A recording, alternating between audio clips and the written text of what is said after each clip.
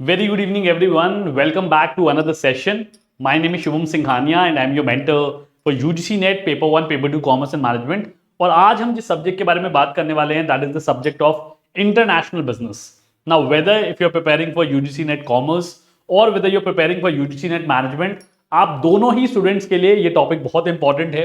Because international business से कम आप मान के चलो कि कहीं नहीं गए 9 से 10 क्वेश्चंस आपको जरूर मिलते हैं. And that means it comprises of approximately 10% of your weightage from your paper 2 commerce and management. तो इस सब्जेक्ट को छोड़ के नहीं जाना है. और आज इस सब्जेक्ट से एक बहुत इंपॉर्टेंट टॉपिक हम डिस्कस करने वाले हैं, which is modern trade theories. मैं आपको बता दूं कि ट्रेड थ्योरीज का टॉपिक वैसे भी बहुत इंपॉर्टेंट है, बट ट्रेड थ्योरीज के अंदर दो तरीके की थ्योरीज हैं. एक ट्रेडिशनल थ्योरीज हैं जो बेसिकली पुराने टाइम की हैं कि पुराने टाइम पे ट्रेड किस वजह से होता था, what were the major reasons behind it, कैसे ट्रेड होता था. And then we have some kind of modern trade theories जो अभी करंटली वर्क करती हैं, करंटली उनका सबसे ज्यादा एप्लीकेशन. ठीक है, तो मॉडर्न ट्रेड थ्योरीज थोड़ी सी ज्यादा इंपॉर्टेंट है आपके एग्जाम पॉइंट ऑफ व्यू से. तो हम मॉडर्न ट्रेड थ्योरीज पढ़ेंगे पहले, बहुत अच्छे से समझेंगे, and then we are going to move to the questions. एक ही रिक्वेस्ट है दोस्तों, प्लीज सेशन को बहुत एंड तक देखिएगा, साथ में मेरे समझने की कोशिश करेगा, क्योंकि अदरवाइज ये टॉपिक थोड़ा सा टेक्निकल है, हो सकता है आपको समझ में ना आए. तो अगर आप साथ साथ देखेंगे तो आप सवाल भी पूछ पाएंगे, कोई डाउट होगा तो आप उसे प्लीज कमेंट सेक्शन में डाल के पूछ सकते हैं. ठीक है, आगे चलें, let's not waste any further time. सबसे पहली थ्योरी जिसके बारे में हम बात करेंगे, ठीक है, that is going to be country similarity theory. ठीक है, कंट्री सिमिलैरिटी थ्योरी एक पर्सन ने दी थी, विच इज स्टीफन लिंडर साहब. ठीक है, मैं आपको बता दूं, आपको दो तीन चीजें थ्योरीज के अंदर पता होनी चाहिए. The concept of the theory, ठीक है, थ्योरी किसने दी थी, बिकॉज कई बार मैच द फॉलोइंग क्वेश्चन आ जाता है. ठीक है, and how is it going to be useful in the modern times. ठीक है, वो भी पता होना जरूरी है कि करंट कॉन्टेक्स्ट में उसका रेलेवेंस क्या है. ठीक है, तो तीन चीजें आप हर थ्योरी में पढ़ के चलेंगे एट एनी कॉस्ट. ठीक है, सो पहली थ्योरी है कंट्री सिमिलैरिटी थ्योरी.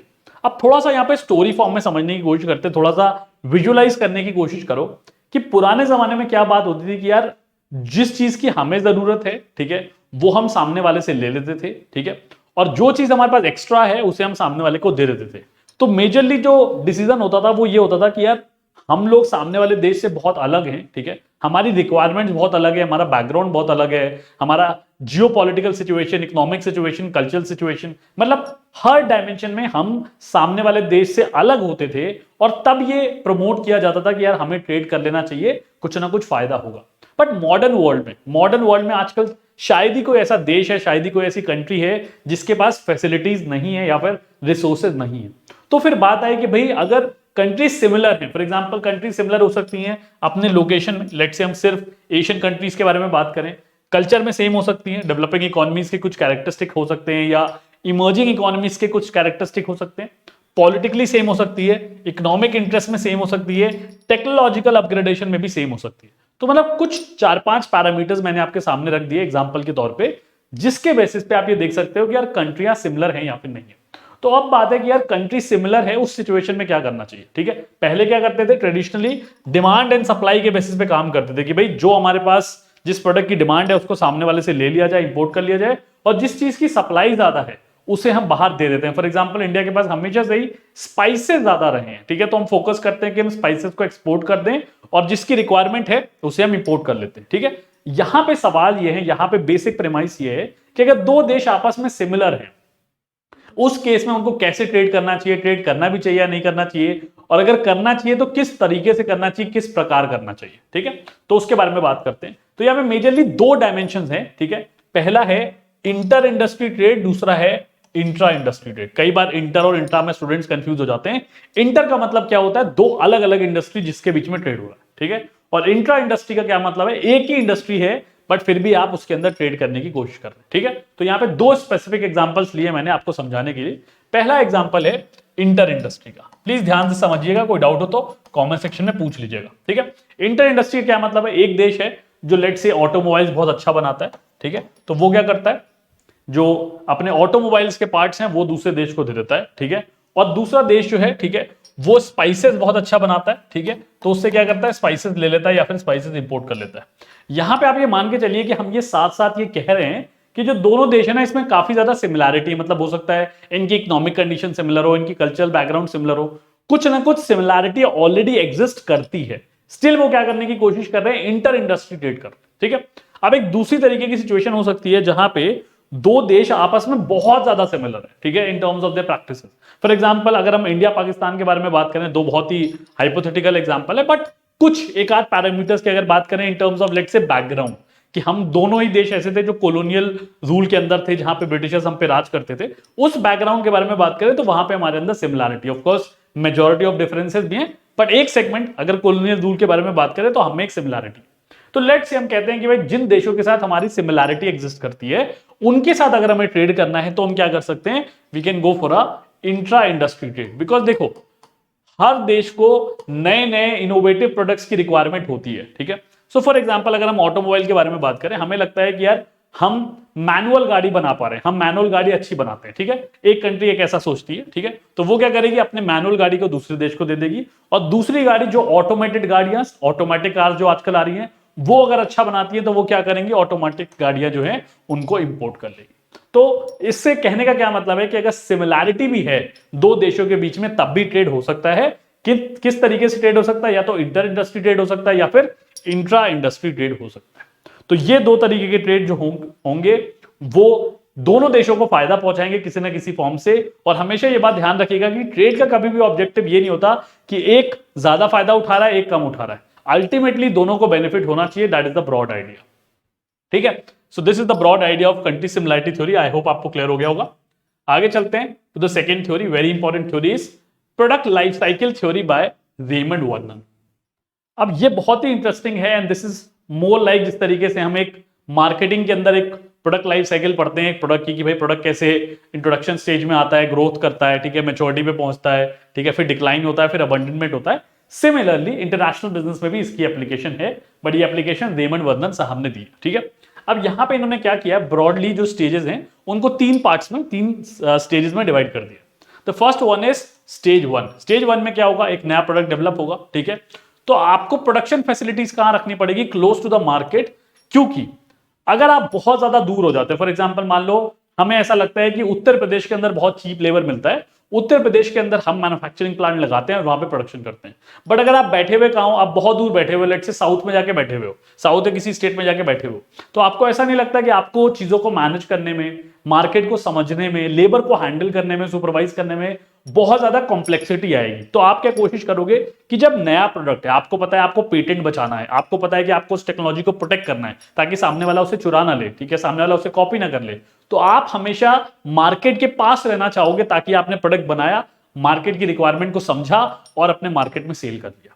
तो जो फर्स्ट स्टेज रहेगी उस पर मेजॉरिटी जो कंट्रोल रहेगा वो उस देश का रहेगा जो नया प्रोडक्ट लेके आया है, ठीक है। और यहां पे हम एक नया प्रोडक्ट जब आता है तो उसको, उस फर्म को या उस कंट्री को एक नाम देते हैं जिसे हम कहते हैं पायनियर फर्म। पायनियर मतलब वो फर्म जो सबसे पहले इस तरीके का प्रोडक्ट लेके आई है। फॉर एग्जांपल मारुति उद्योग वो द फर्स्ट कंपनी जिसने रियलाइज किया कि लोगों को छोटी गाड़ी की जरूरत है, ठीक है। उसके बाद और देशों ने रियलाइज किया जब टाटा नैनो कार लेके आई, ठीक है, बट सबसे पहले मारुति ने आइडेंटिफाई किया था कि यार जब CD100 चलती थी, ठीक है, CD100 अगर आपको गाड़ी पता है सबसे छोटी गाड़ी चलती थी, छोटी सी होती थी, ठीक है। So that was majorly the first car जिसने आइडेंटिफाई किया था कि अगर 4 लोगों की फैमिली है और कम बजट में अगर उनको गाड़ी चाहिए, ठीक है, तो स्मॉल फैमिली को केटर करने के लिए ये हम एक प्रोडक्ट लॉन्च कर सकते हैं, ठीक है। तो उन फॉर्म्स को हम क्या कहते हैं, पायनियर कंट्रीज या फिर पायनियर फॉर्म्स कहते हैं।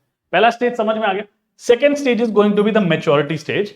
मैच्योरिटी स्टेज में क्या होगा, अब देखो जब भी कोई एक देश या एक फर्म कोई प्रोडक्ट बना लेती है तो दूसरे लोग धीरे धीरे करके उसको इमिटेट करना शुरू कर देते हैं, ठीक है। तो होगा क्या, यहां अगर हम कंट्री के बारे में बात करें तो लेट्स से एक developed economy, let's say US ने एक नया प्रोडक्ट बना लिया है, ठीक है, लेट्स से रोबोट बना लिया उन्होंने, ठीक है।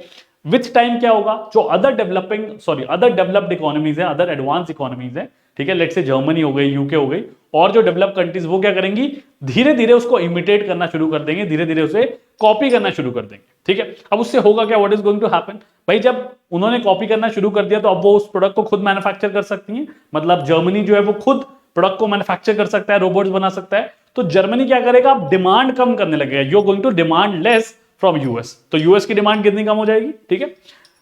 समझने की कोशिश कर रहे हैं आप क्या हो रहा है, इनिशियली जो डिमांड है वो बढ़ रही है, ठीक है, फर्स्ट स्टेज के अंदर, बट फिर जब सेकेंड स्टेज में other develop Nations, other advance countries जो है वो प्रोडक्ट को बनाने लगती हैं, ठीक है, मैन्युफैक्चर करने लगती हैं, तो जो पायनियर फर्म है उसकी जो डिमांड होगी वो धीरे धीरे कम होने लगेगी, because now the demand is not expected from these advanced nations. ठीक है, थर्ड स्टेज कब आएगी? Standardize stage, standardize product. अब क्या होगा, जो प्रोडक्ट है, जो आपने पाइनियर प्रोडक्ट बनाया था, जो आपने इनोवेटिव प्रोडक्ट बनाया था, इसके बारे में हर इंसान को जानकारी लग गई है। फॉर एग्जाम्पल, आज से 3 महीने पहले या 6 महीने पहले अगर हम बात करें तो चैट जीपीटी के बारे में किसी को भी नहीं पता था कि एआई क्या क्या काम कर सकता है। बट आज अब अगर जाके देखो तो स्कूल के बच्चों तक को पता है कि एआई क्या क्या फंक्शन कर सकता है, और हो सकता है जो थोड़े टेक सेवी है वो हमसे और आपसे बहुत अच्छा चैट जीपीटी का इस्तेमाल करते होंगे पढ़ने के लिए या फिर फॉर वेरियस अदर पर्पसेस। तो स्टैंडर्डाइज स्टेज क्या होती है? When everybody knows about it. ठीक है, प्रोडक्ट बहुत ही स्टैंडर्ड हो चुका है, ठीक है, सबके पास है, सबके पास अवेलेबिलिटी है, ठीक है, ये सब लोग उस तक पहुंच सकते हैं।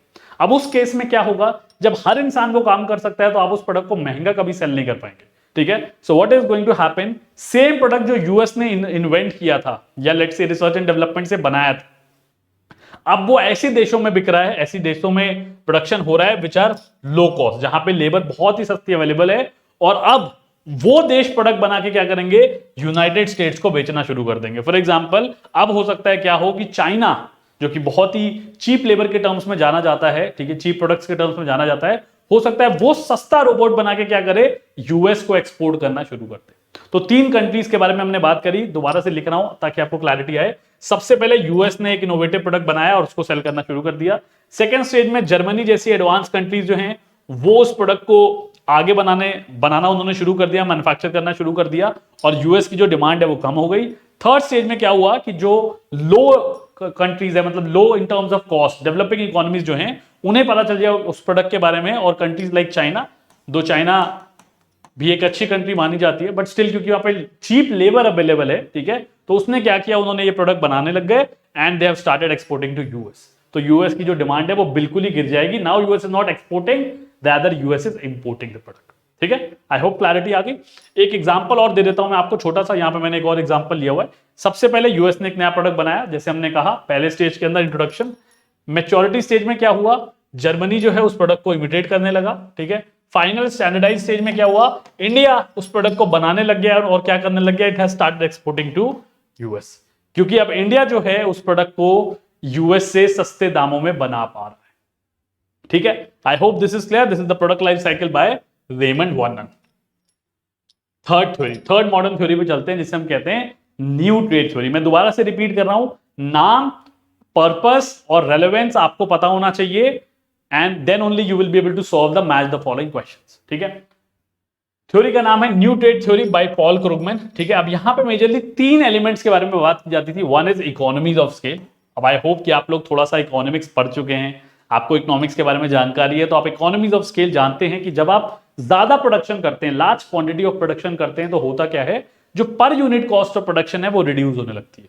आप जाते हो ना मार्केट में सामान लेने के लिए, तो आप कहते हो कि भैया 1 किलो जो आलू है वो 20 रुपए का मिल रहा है, लेट्स से 20 रुपए किलो मिल रहा है, लेकिन अगर आप 5 किलो आलू लेते हो तो एक्चुअल कॉस्ट क्या होनी चाहिए, 5 × 20, ठीक है, दैट शुड बी ₹100। बट आप कभी भी 100 रुपए दे के नहीं आते, आप कहते हो भैया 90 रुपए में दे दो, ठीक है, और वो आपको दे भी देता है क्योंकि उसको पता है कि 5 kgs ऑफ आलूज और पोटैटोज ही सेलिंग इट टू यू। ठीक है, सो इकोनॉमीज ऑफ स्केल के बारे में बात की जा रही है न्यू ट्रेड थ्योरी के अंदर। सेकेंड है फर्स्ट मूवर एडवांटेज। कौन सा वो प्रोडक्ट है, कौन सी वो कंट्री है या कौन सा वो फॉर्म है जो फर्स्ट मूवर एडवांटेज ले लेता है। अभी मैंने आपको एग्जांपल दिया, ठीक है।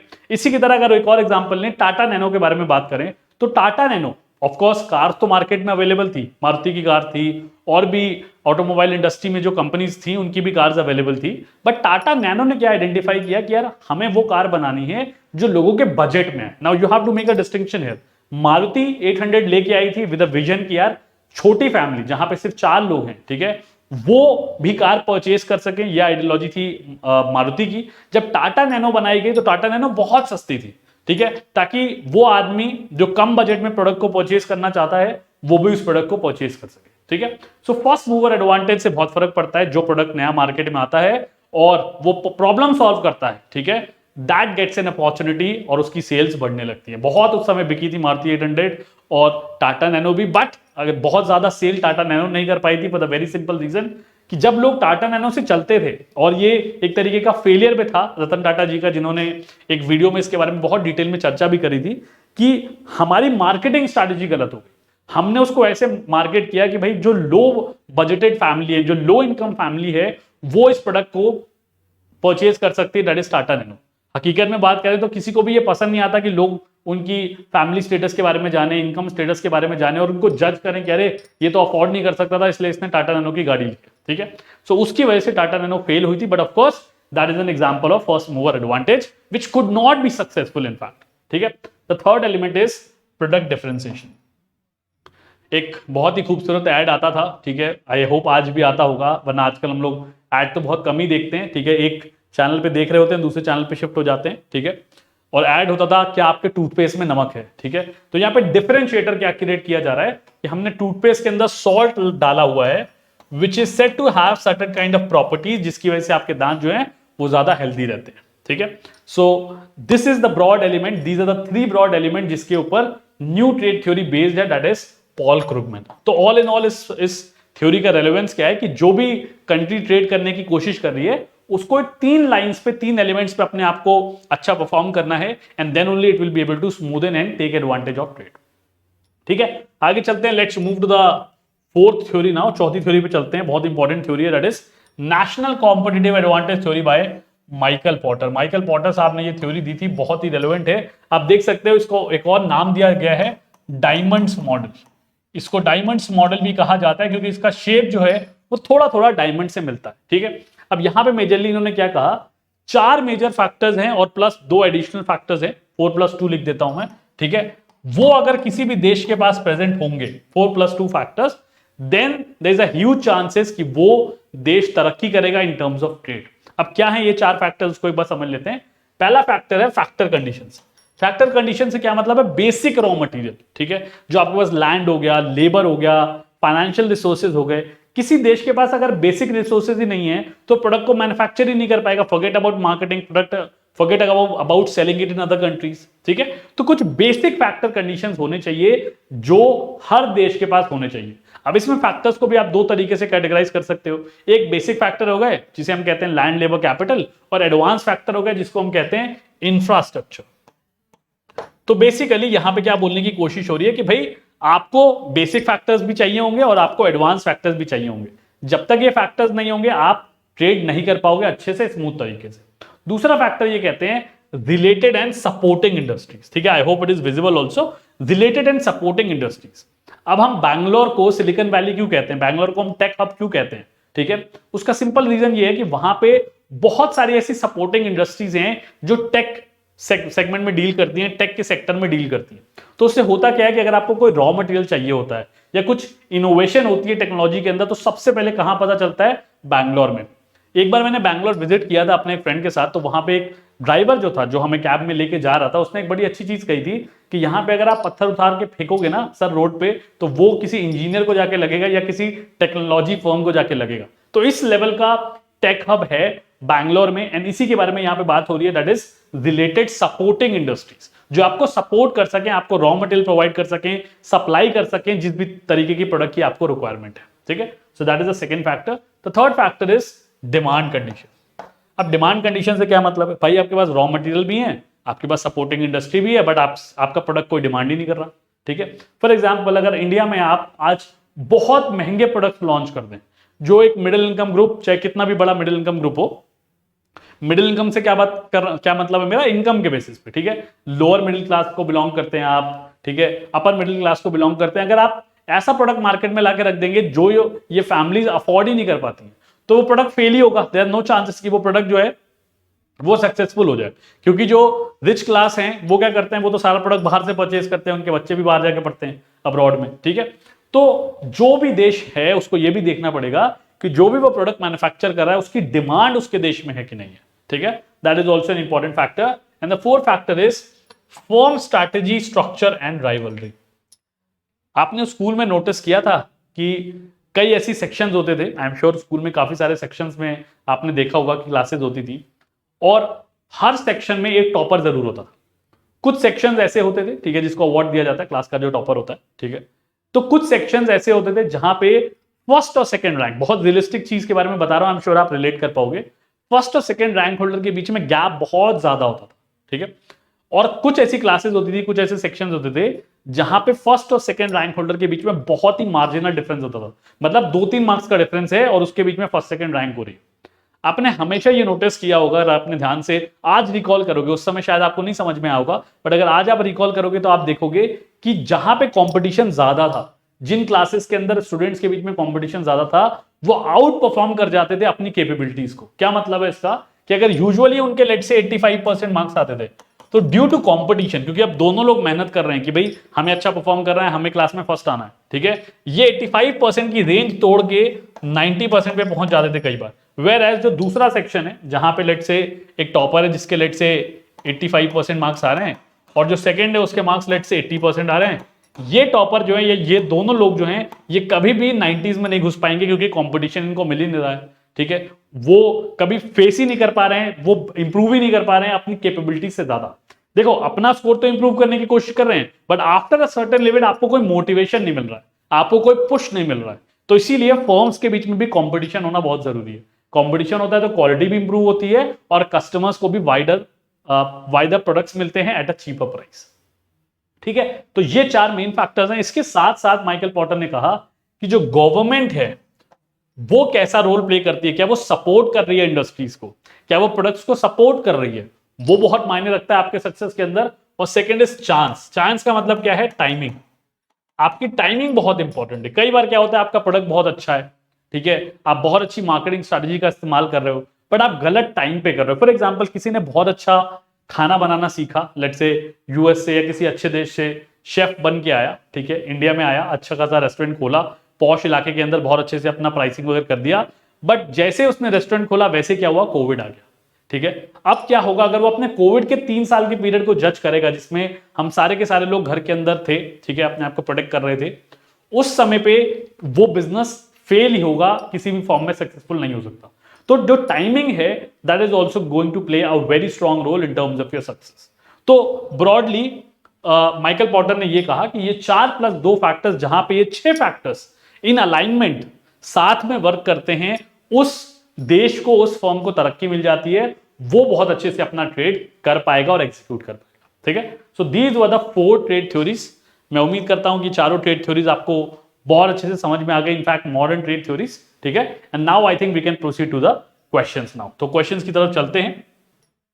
Let's have a look at the first question. मैं आपको बता दूं, मैं आपको कोई भी झूठी दिलासा नहीं देना चाहता हूं स्टूडेंट्स। जो लेवल ऑफ क्वेश्चंस आ रहे हैं एग्जाम के अंदर, वो बहुत ही टेक्निकल आ रहे हैं, बहुत ही एनालिटिकल आ रहे हैं, देयरफॉर आई वांट कि आप अच्छे लेवल की तैयारी करके जाओ, सिर्फ डायरेक्ट क्वेश्चन या बेसिक क्वेश्चंस पढ़ के मत जाओ। सो मैं अभी से आपको स्टेटमेंट बेस्ड क्वेश्चन कराने की कोशिश कर रहा हूं, या अच्छे लेवल के क्वेश्चंस कराने की कोशिश कर रहा हूं। Let's have a look at the first question now.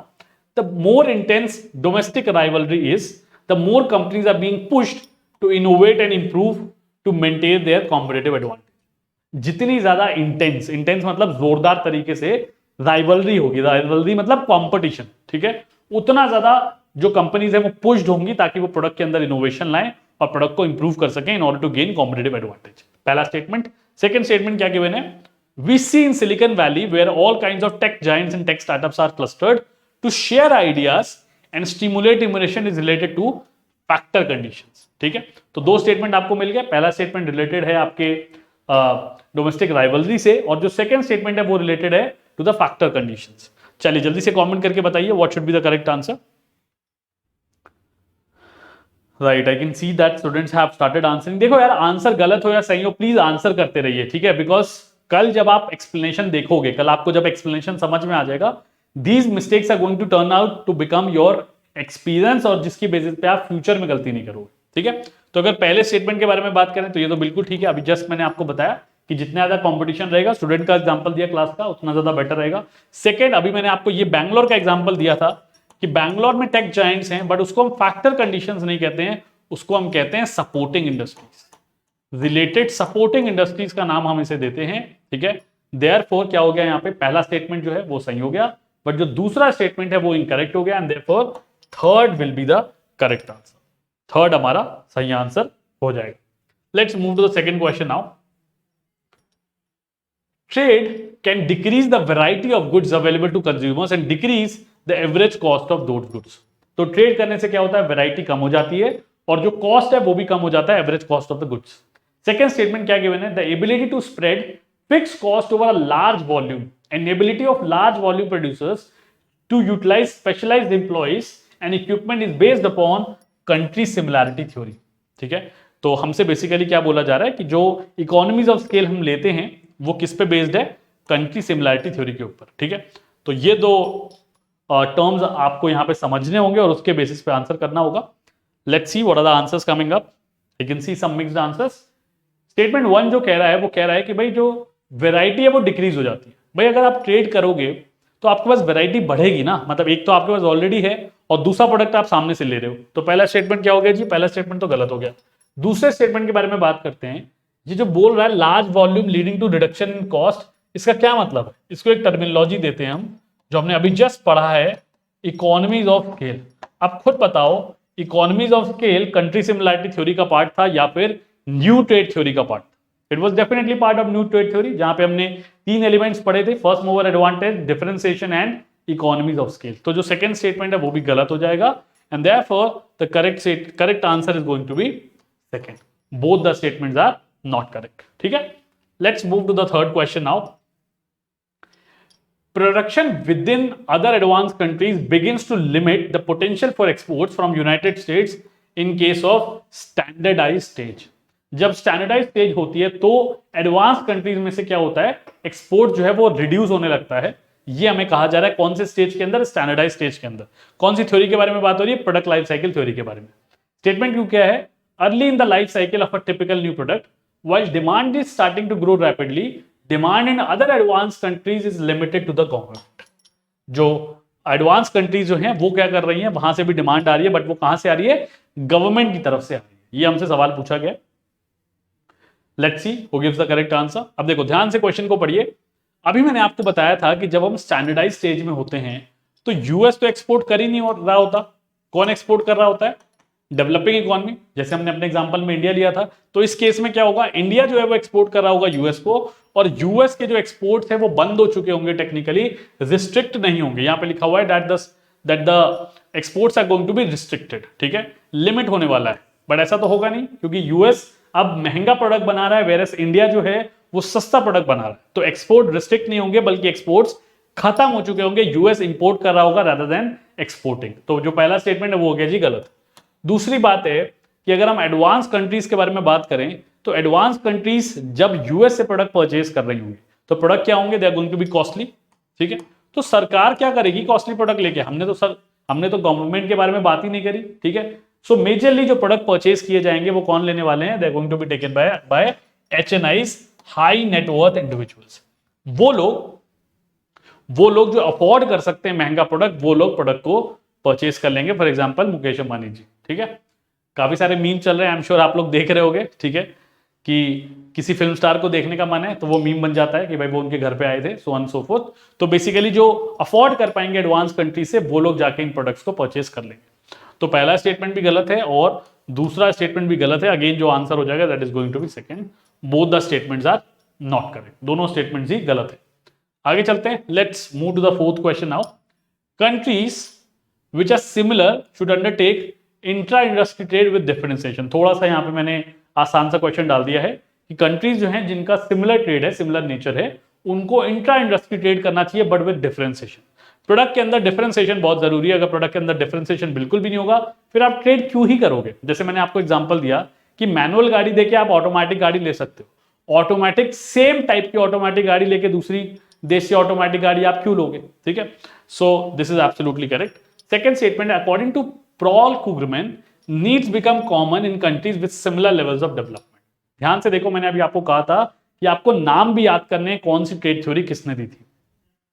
तो जो कंट्री सिमिलैरिटी थ्योरी है that was not given by Paul Krugman, that was given by Stephen Linder. Stephen Linder साहब ने ये थ्योरी दी थी, इसीलिए जो सेकंड स्टेटमेंट है ये भी इनकरेक्ट हो जाएगा and second is going to be the correct answer. ठीक है, देखो दोस्तों, जब तक आप एक्सप्लेनेशन नहीं समझोगे, जब तक आप ध्यान से क्वेश्चन को नहीं पढ़ोगे, कंसेप्चुअल क्लैरिटी नहीं लोगे, तब तक एग्जाम नहीं निकलने वाला, कितने भी क्वेश्चन लगा लो आप. ठीक है, let's move to the last question. आखिरी क्वेश्चन पे चलते हैं. That is the fifth question और इसका आंसर मैं नहीं दूंगा, आप लोग देंगे कहां, मुझे कमेंट सेक्शन के अंदर. ठीक है, technical innovations require large quantities of capital and high skill labour. These are predominantly available in highly industrialized labour intensive countries. ये पहला स्टेटमेंट हो गया। Second statement, inter industry trade is undertaken by countries which are entirely different from each other. ठीक है, तो ये आपका second statement हो गया। दोनों statement again modern trade theory से रिलेट करते हैं। क्वेश्चन को एक बार नहीं 2 बार पढ़िए, स्पेशली जब वो स्टेटमेंट बेस्ड क्वेश्चन है, असर्शन रीजनिंग बेस्ड क्वेश्चन है, और उसके बाद ही आंसर करिए। ठीक है, so that was all about today session. I hope कि आपको सेशन पसंद आया होगा। स्टूडेंट्स, हम पूरी कोशिश कर रहे हैं कि जितने भी इंपॉर्टेंट टॉपिक्स हैं, मैं दोबारा बोलना चाह रहा हूं, पेपर 1 के या फिर पेपर 2 कॉमर्स एंड मैनेजमेंट के जितने भी इंपॉर्टेंट टॉपिक्स हैं, वो सारे के सारे हम कवर करने की कोशिश कर रहे हैं आपके साथ, free of cost, without taking any charge. सिर्फ आपसे थोड़ा सा समय मांग रहे हैं कि आधे घंटे आइए, हमारे साथ जुड़िए। ठीक है, पहले टॉपिक को समझिए, फिर उस टॉपिक से रिलेटेड क्वेश्चन लगाइए। ठीक है, आई एम श्योर कि अगर आप हमारे साथ साथ तैयारी कर रहे हैं तो आप अच्छे से तैयारी कर पाएंगे। You will be able to cover the entire topic and syllabus. ठीक है, that was all for today. Take very good care of yourself. और इस क्वेश्चन का जवाब कमेंट सेक्शन में जरूर देना है आपको, चाहे सही हो चाहे फिर गलत हो। और अगर आपको थोड़ा सा भी लगता है कि हम आपकी हेल्प कर पा रहे हैं, ठीक है, इन सेशंस के through, so please hit the like button, do subscribe to the channel. हमारे लिए कोई फीडबैक है, you can also give us the feedback in the comment section. ठीक है, till then keep preparing, god bless you all the very best.